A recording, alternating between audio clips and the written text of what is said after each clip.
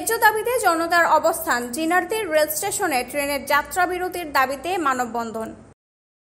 নদী Bangla group, Narsingdi TV news update. 13 July রবিবার পলাশের জিনারদী রেল স্টেশন প্ল্যাটফর্মে দ্বিতীয়বারের মতো নরসিংদী কমিউটার ট্রেনের যাত্রা বিরতির দাবিতে মানববন্ধন অনুষ্ঠিত হয়।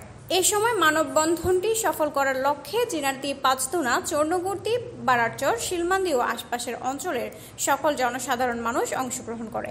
উক্ত মানববন্ধনে উপস্থিত থেকে বক্তব্য রাখেন পলাশ থানা যুবদলের সভাপতি নিসার খান।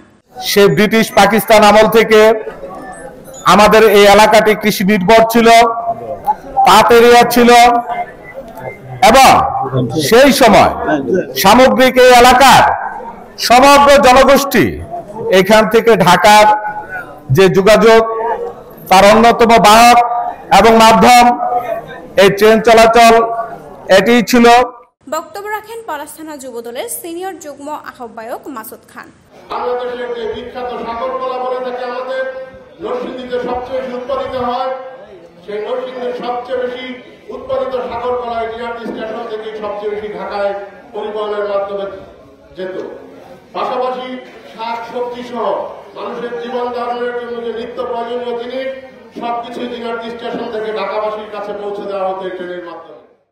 এছাড়া উক্ত মানববন্ধনে দলমত নির্বিশেষে উপস্থিত থেকে একে একে আরো অনেকেই বক্তব্য প্রদান করেন। জিনারদী রেলওয়ে স্টেশনে এই ঐতিহ্যবাহী জিনারদী রেলওয়ে স্টেশনটিতে যেন এই ট্রেনটির যাত্রা বিরতি দেওয়া হয়। যাত্রা বিরতি দিলে আপনার এলাকার জনগণ অত্যন্ত উপকৃত হবে।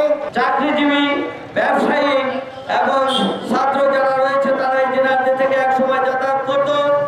আগামী দিনে আমাদের সকলের যাতায়াতের সুবিধার্থে এই কমিউটার ট্রেনটি জিনারদীতে যাত্রা বিরতি অত্যন্ত গুরুত্বপূর্ণ। এই মানববন্ধনে এলাকাবাসীর একটাই দাবি, যে কোনো একটি আন্তঃনগর বা কমিউটার ট্রেন যাতে জিনারদী স্টেশনে যাত্রা বিরতি দেওয়া হয় এবং রেল যাত্রাপথে দীর্ঘদিন ভোগান্তির একটা সুষ্ঠু সমাধান হয়। আর নয় ভাড়া বাড়ি, এবার ভাড়ার টাকায় নিজের বাড়ি, নগদ অথবা কিস্তিতে বুকিং দিয়ে আপনিও হতে পারেন একটি ফ্ল্যাটের গর্বিত মালিক। নদী বাংলা গ্রুপ, সঠিক নির্মাণে অঙ্গীকারাবদ্ধ। রিপোর্ট দীপ্ত দাস, চিত্রগ্রহণ সাবির আহমেদ, নরসিংদী টিভি।